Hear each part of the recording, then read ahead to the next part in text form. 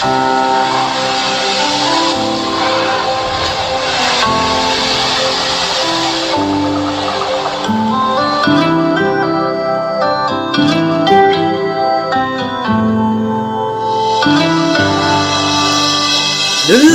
khăn khô kanung vetna kaphat si sa kanung gel chun hi bang phat thei ka chan na ho hi ke ya ding in lom ka sa phoi cái hi na ho na he su e paka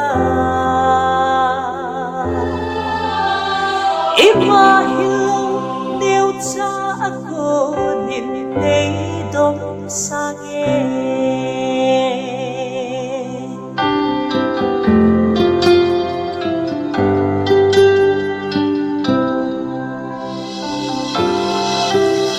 yen thei lon hi nop tin akan na phat thei na mi thi tui vang ano sing in lam hil thun apa mu sin e sang len ngol sin zong ngày đu bin din ka ven ka mui paka nang ma na thilphan bo sing ya lem sa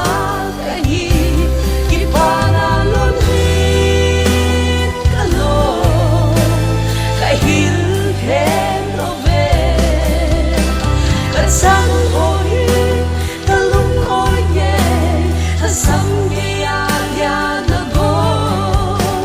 lei dang phat the ka sang ho hi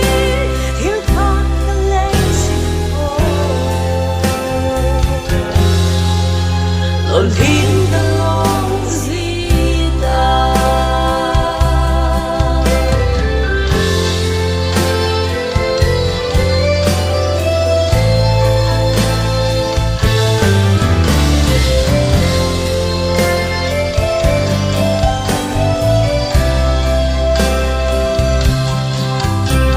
Gen thei te ni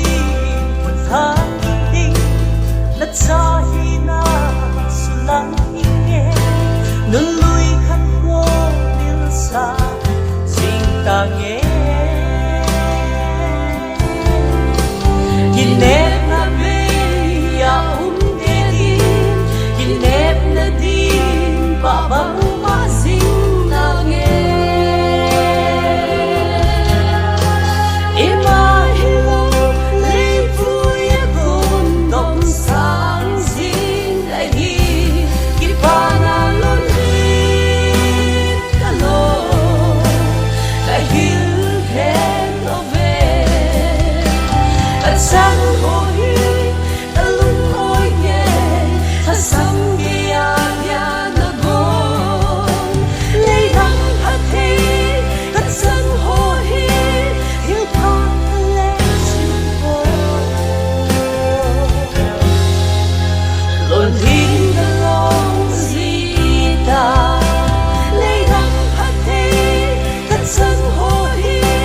hil pa ka le chimpo lon hin the long